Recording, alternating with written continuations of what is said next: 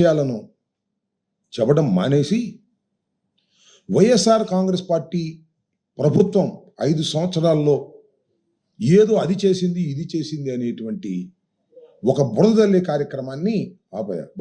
కార్యక్రమాన్ని నిత్యం చేస్తూనే ఉన్నారు. మొన్నటిదాకా తిరుపతి లడ్డు, ఇప్పుడేమో కాకినాడ పోర్టు, కాకినాడ కాజాలాగా దీని మీద నిత్యం ఒక బ్యాడ్ ప్రాపకాండ చేసేటటువంటి కార్యక్రమం చేపట్టారు. చాలా చిత్రం ఏంటంటే, కాకినాడ పోర్టు నుంచి పీడిఎస్ రైస్ పెద్ద ఎత్తున తరలి వెళుతున్నాయనేటువంటి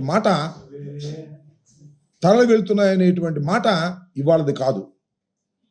చంద్రబాబు నాయుడు గారు అపోజిషన్లో ఉన్నప్పుడు అందరూ కూడా దుమ్మెత్తిపోశారు. వారి ప్రభుత్వం వచ్చింది, 5 మాసాలు నిన్నాయి. ఇవాళ ఏంట్రా పరిస్థితి అంటే, ఎక్కడేసిన కొంగడు అక్కడే ఉందంట. వాళ్ళు చెబుతున్నారు, నేను కాదు.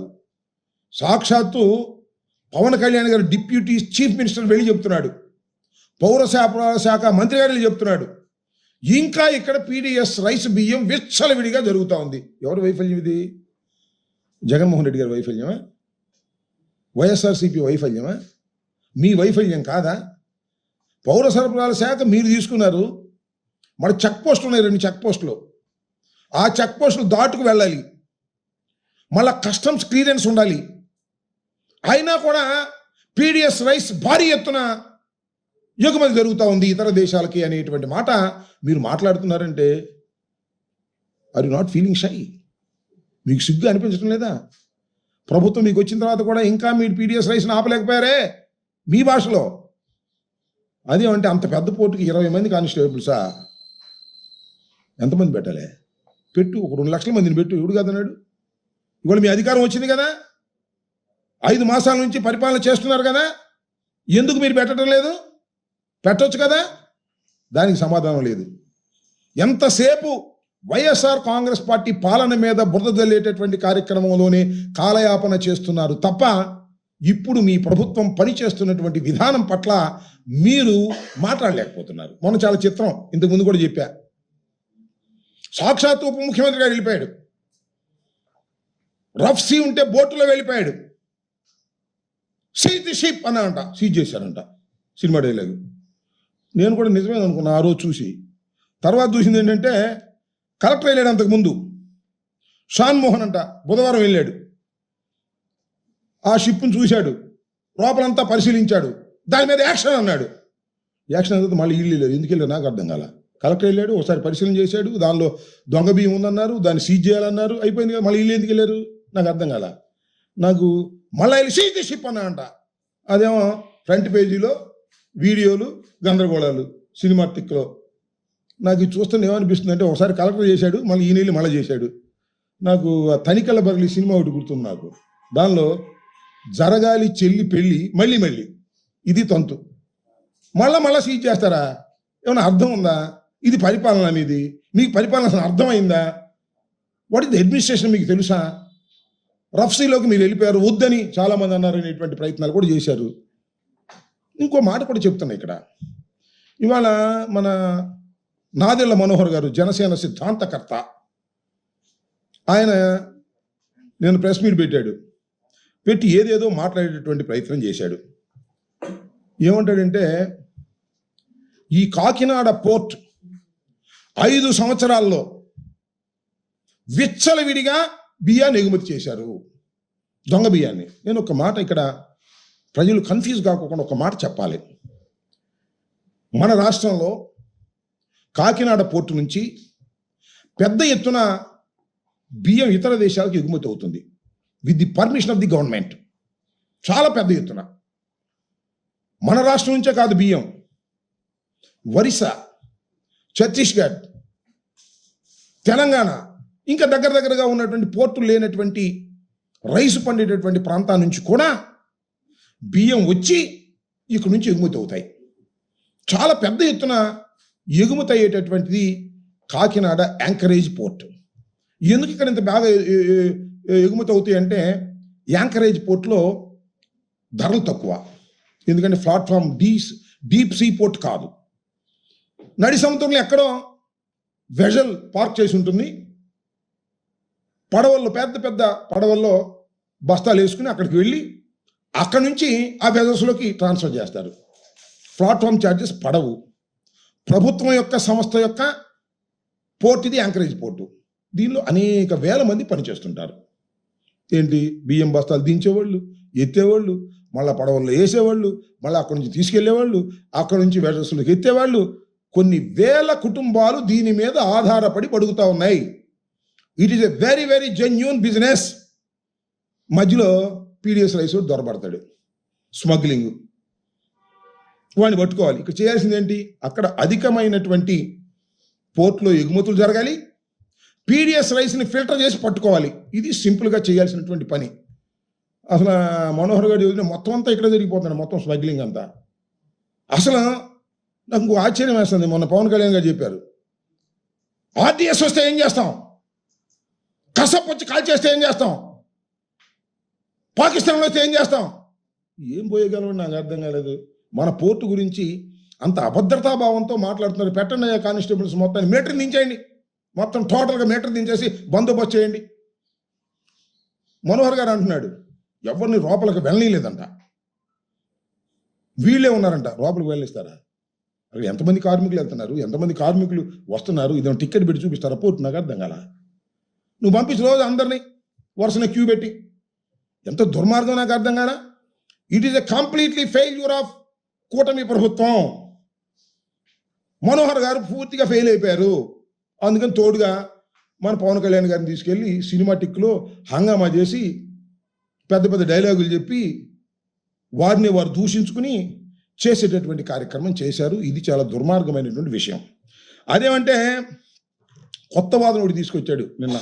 అదే ఇవాళ ఒక పచ్చపత్రికలో మెయిన్ హెడ్డింగ్ ఏమంటాడు, ఇది అరబిందోకి ఇచ్చిన తర్వాత, ఏది ఈ పోర్ట్ అరబిందో తీసుకున్న తర్వాత పెరిగిపోయిందంట. ఏంటి ఈ స్మగ్లింగ్?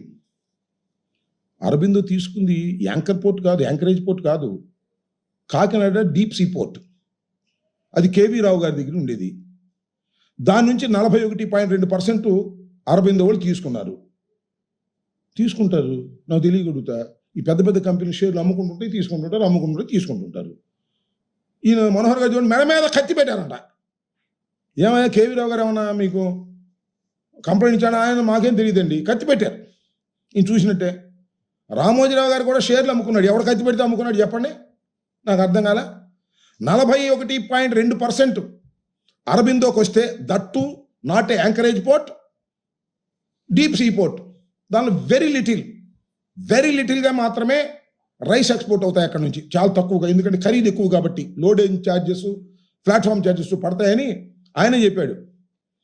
ఈ యాంకరేజ్ పోర్ట్లో 13-14 వెజల్స్ ఉంటే మొత్తం మీద కలిసి ఒక 16 ఉంటాయి. అంటే రెండు ఇక్కడ 14-13 వెజల్స్ ఉంటే అక్కడ 2 వెజల్స్ ఉంటాయి. మొత్తం జరిగేది యాంకరేజ్ పోర్ట్లో. వాళ్ళు వచ్చిన తర్వాత చాలా పెద్ద ఎత్తున జరిగిపోయిందంట స్మగ్లింగ్ అంతా కూడా. ఎందుకు మాట్లాడుతున్నారు నాకు అర్థం కాల. 5 మాసాల నుండి 6వ మాసంలో ప్రవేశించి అధికారం మీ చేతిలోకి వచ్చి మొత్తం అంతా నడిపే యంత్రాంగం అంతా మీ చేతిలో ఉండి మా మీద పడేటటువంటి ప్రయత్నం చేయడం చాలా దురదృష్టకరమని మనవి చేస్తున్నా. అరబిందో ఎవరిది చెప్పాలి, లోతుగా ఆలోచన చేయాలి, లోతుగా విచారణ జరపాలి. జరుపు. ఎవడు కాదన్నాడు? కేంద్రంలో నువ్వే, రాష్ట్రంలో నువ్వే. బాగా లోతుగా విచారణ జరపండి. విచారణ జరిపి దోషుల్ని పట్టుకోండి. ఎవరు కాదన్నారు? ఎందుకు మీరు ఈ ఉపన్యాసాలు చెప్తున్నారు? అసలు మీరెవరండి ప్రశ్నించడానికి? నాకు అర్థం కాదు. మేము కదా ప్రశ్నించాల్సింది. మాకు అప్పుడప్పుడు కన్ఫ్యూజ్ అవుతుంది. అధికారం ఉంది, వాళ్ళే మేమా? ఆయన ప్రశ్నిస్తున్నాడు. ఎవరు? నాయన మనోహర్ గారు ప్రశ్నిస్తున్నాడు, మన పవన్ కళ్యాణ్ గారు ప్రశ్నిస్తున్నాడు.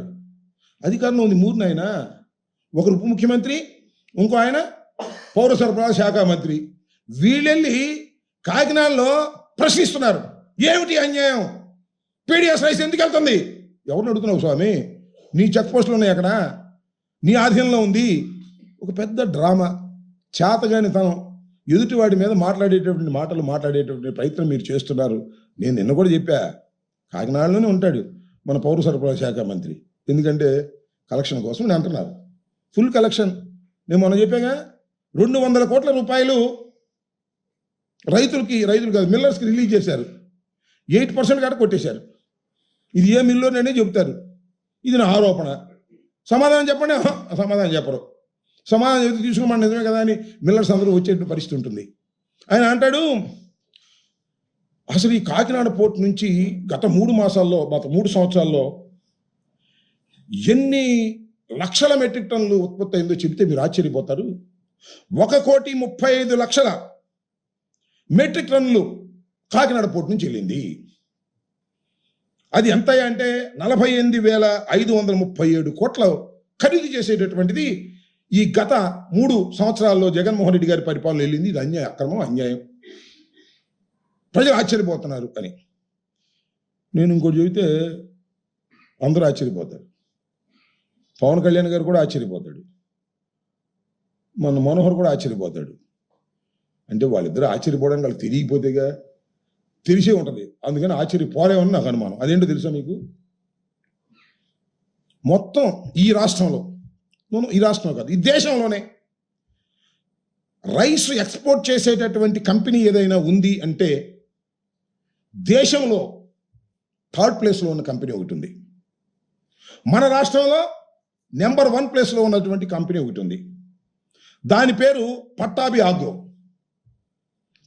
ఆగ్రో. ఎవరిదో తెలుసా ఇది? పయ్యావుల కేశవులు గారి వియ్యంకులది. పయ్యావుల కేశవులు గారు ఎవరో తెలుసు కదా? మీ సహచర మంత్రి, ఫైనాన్స్ మినిస్టరు.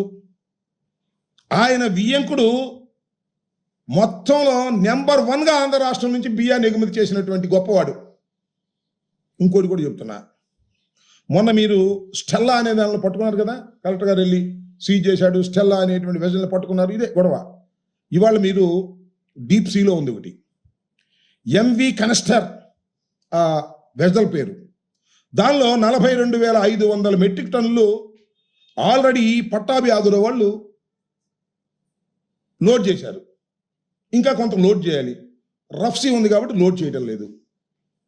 ఈ రఫ్సీ కొద్దిగా తగ్గిన తర్వాత అది కూడా లోడ్ చేసి దాన్ని ఎగుమతి చేయబోతున్నారు నైజీరియాకి. నా ఆరోపణ చెప్తున్నా, దీనిలో టోటల్గా పీడిఎస్ రైస్దే నేను ఆరోపణ చేస్తున్నా. పవన్ కళ్యాణ్ గారు, నువ్వంటే బాగు తమరు, నాదెళ్ల మనోహర్ గారు మళ్ళా వెజల్లో వెళ్ళండి, సీజ్ ది షిప్ అని చెప్పండి. శభాష్. పయ్యావుల కేశవులు గారి బియ్యంకుడిదైనా కూడా బ్రహ్మాండంగా పట్టుకున్నారా. నిజమైన నిజాయితీ పరులు మన పవన్ కళ్యాణ్ గారు, మనోహర్ గారు అని అందరూ ఆశ్చర్యపోతారు, మెచ్చుకుంటారు. ఇంటర్నేషనల్గా మీకు వచ్చేస్తాయి. ఇంటర్నేషనల్గా మంత్రి వియ్యంకుడినే పట్టుకున్నటువంటి పవన్ కళ్యాణ్ సిన్సియర్, సినిమాల్లోనే కాదు ఆయన హీరో, ఇక్కడ కూడా హీరే అని అనుకుంటారు. అంతేగాని కలెక్టర్ సీజ్ చేసింది మళ్ళీ వెళ్ళి పట్టుకుని సీజ్ ది షిప్ అని అంటాం కంటే అది జోక్. ఇది సీరియస్. దీని మీద మీరేమైనా చేయగలరంటే దాని మీద చేస్తారని నేను అనుకోను. చేస్తే మాత్రం నిజంగా I'm appreciating them very well అని కూడా మనం చేస్తున్నా. ఇంకపోతే ఈ అరబిందో గొడవ, ఇది కొత్తగా తీసుకొచ్చాడు మన నాదెళ్ల మనోహర్ గారు. నేను అడుగుతా ఉన్నా, మనోహర్ గారు కాస్త తెలుసుకుని మాట్లాడండి సార్. ఏదో ఆవేశంగా తెలుసుకుని మాట్లాడుకోకుండా ఊరిని డబ్బులు కలెక్షన్లో మునిగిపోయి కాకినాడలో నుండి 24 గంటలు కాకినాడే, ఎందుకంటే క్యాష్ కలెక్షన్ కోసం మిల్లుల మీద రైడ్ చేస్తారంటారు. నేను చెప్పా, చాలా సందర్భాల్లో చెప్పా. వాళ్ళ పత్రికలోనే నెంబర్ 1 పత్రిక వాళ్ళకి, దానిలోనే చెప్పారు. ఇది ఈ మొత్తం అంతా కూడా రెచ్చిపోతున్న రేషన్ మాఫియా, గ్రామాల్లో రెచ్చిపోతున్నారు, రేషన్ మాఫియా వసూలు చేస్తున్నారు అన్ని తీసుకెళ్తారు. వాళ్ళ పత్రికలు చెప్పాయి. అదేమన్నా నారాయణ మనోహర్ గారు అంటారు, ఇటువరకు ఏదో 2,900 ఫెయిర్ ఫైవ్ షాపులు ఉన్నాయి, దానికి బళ్ళు పెట్టి నాశనం చేశారు అని. మేము బళ్ళు పెట్టాము, ప్రజల దగ్గరకు తీసుకెళ్లి పంచేటువంటి కార్యక్రమం జరిగింది. అక్కడో ఇక్కడ పొరపాట్లు జరిగి ఉండొచ్చు. మొత్తం అంతా పీడిఎస్ రైస్ అంతా మేమే దగ్గరుండి పంపించేసినట్టుగా మాట్లాడుతున్నారు. ఇవాళ మీరు పంపిస్తున్నారు దగ్గరుండి. ఈ సంగతి తేల్చండి. ఈ ఎంవి కనిష్ట్రా పట్టాభి ఆగ్రో నేను ఆరోపిస్తున్నాను. 2-3 రోజులు ఆగారా, అది వెళ్ళిపోద్ది, మళ్ళీ నైజీరియాకి వెళ్ళిపోద్ది. ఇంకేం చేస్తాం? ఏం చేయలేం. మీ కలెక్టర్ని ఆదేశించండి. మీరు చాలా సీరియస్గా ఉంటే దాన్ని ఆలోచన చేయాల్సిన అవసరం ఉందని కూడా ఈ సందర్భంగా నేను మనవి చేస్తున్నా. వైఎస్ఆర్ కాంగ్రెస్ పార్టీ ఉన్నప్పుడు, అధికారంలో ఉన్నప్పుడు ప్రతి ఇంటికి వెళ్ళి బియ్యం ఇవ్వాలనే ఉద్దేశంతో వెహికల్స్ని మేము క్రియేట్ చేశాం. అవి తప్పుపడుతున్నారు. ఆ వ్యవస్థను మొత్తం నాశనం చేస్తున్నారు. చేసుకోండి, మీ ఇష్టం, అధికారం మీ చేతిలోకి వచ్చింది. మళ్ళీ 5 సంవత్సరాల తర్వాత తెలుస్తుంది మీకు దాని బాధ ఏంటో. దానికి మానిటరింగ్ పెట్టి మేము ప్రతి బండిని కూడా పంపించి సకాలంలో పేద ప్రజానీకానికి ₹2 కిలో బియ్యం అందాలనేటువంటి ఉద్దేశంతో పంపించాం. మిస్యూజ్ జరిగితే ఎక్కడైనా దాని మీద యాక్షన్ తీసుకున్నటువంటి సందర్భాలు ఉన్నాయి తప్ప ఇలా బాగా కుమ్మక్కైపోయి ఇవాళ మొత్తం కుమ్మక్కైపోయారు. జనసేనకు సంబంధించిన వారందరూ కూడా నేను పౌర సరఫరాల శాఖలో ఉన్నారు. మంత్రి గారు, చైర్మన్ గారు, అక్కడ Kakinada rural MLA, Kakinada parliament MLA, MP అందరూ కుమ్మక్కైపోయి ఎత్తేస్తున్నారు, మొత్తాన్ని వసూలు చేస్తున్నారు. నాకు అర్థమైంది ఏంటంటే మన నాదెళ్ల మనోహర్ గారికి పవన్ కళ్యాణ్ గారిని తీసుకెళ్ళిన తర్వాత కమిషన్ రేటు పెరిగిందంట. అమ్మో, పవన్ కళ్యాణ్ గారు వచ్చారు, కుదరదు, కమిషన్ పోయినసారి 8 ఇచ్చారు, ఇప్పుడు ఇవ్వడానికి నీకు ఇవ్వమంటున్నారంట. ఈ వసూలు చేసుకునే కార్యక్రమం ఏంది స్వామి, నాకు అర్థం కాల. ఓడిపోయినటువంటి ప్రభుత్వాన్ని, కేవలం 11 సీట్లు వచ్చినాయని మీరు పదే చెబుతున్న ప్రభుత్వాన్ని, జగన్మోహన్ రెడ్డి గారి ప్రభుత్వాన్ని మీరు చూస్తారేంటి, మీరు తిడతారేంటి, మీరు విమర్శిస్తారేంటి? అధికారంలోకి వచ్చిన తర్వాత మీకు సిగ్గు అనిపించట్లేదా? తప్పు కదా ఇది. మీ ప్రతాపం ఏం చేశారో పట్టుకుని మీరు పట్టుకుంటే బ్రహ్మాండంగా శభాష్, మేము 2 లారీలు సీజ్ చేశాం, ఎక్కడ కాకినాడ పోర్టులోకి ప్రవేశిస్తుండగా మా పౌర సరఫరాల శాఖ దాన్ని ఏమంటారు చెక్ పోస్ట్లో పట్టేసుకున్నాం అని చెప్పి ఒక ఫోటో దిగండి. ఎదురు పవన్ కళ్యాణ్ గారు, ఈయన, లేకపోతే కాకినాడ రూరల్ ఎమ్మెల్యే గారు, పౌర సరఫరాల శాఖకు సంబంధించినటువంటి చైర్మన్ వెళ్ళి ఫోటో దిగండి పట్టుకున్నామని, అది బాగుంటుంది. సముద్రం దాకా వెళ్ళేదాకా ఏం చేస్తున్నారు స్వామి? నడి సముద్రంలోకి వెళ్ళి స్టెల్లాలో నింపేంత వరకు ఎన్నది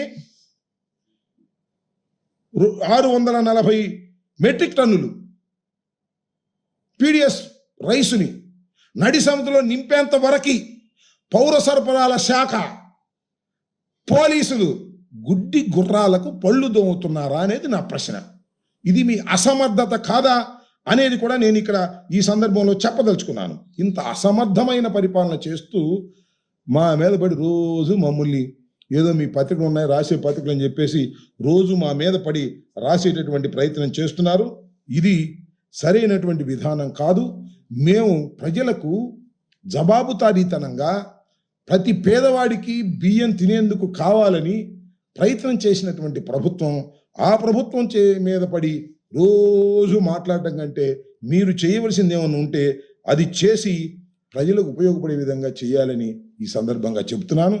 లేనిపోని ఆరోపణలు, పచ్చి అబద్ధాలు, ఇలాంటి ఆరోపణలు చేయటం వల్ల ఏ విధమైనటువంటి ప్రయోజనము ఉండదని కూడా ఈ సందర్భంగా చెబుతూ మరొక్కసారి I want to reiterate, MV కనిష్ట్రా పట్టాభి ఆగ్రో వియ్యంకులు వారి పేరు కృష్ణారావు వరఫ్ శ్రీనివాస్, పయ్యావుల కేశవులు గారు ఫైనాన్స్ మినిస్టర్ యొక్క వియ్యంకుడు 42,500 టన్నులు లోడ్ చేసింది, నైజీరియాకు వెళ్ళడానికి సిద్ధంగా ఉంది. నేను ఇన్ఫర్మేషన్ ప్రభుత్వానికి ఇస్తున్నాను, ఒక అపోజిషన్కు సంబంధించిన వ్యక్తిగా. పట్టుకుంటారా, పారిపోతారా, లేక బుకాయిస్తారా, గొప్పవాళ్ళు అనిపిస్తారా, లేకపోతే నేను చెప్పాను కదా అని చెప్పి ఆయన దగ్గరికి వెళ్ళి క్యాష్ కొట్టేస్తారా? ఆలోచించుకోమని ఈ సందర్భంగా మీ ద్వారా వారికి చెప్పదలుచుకున్నాను.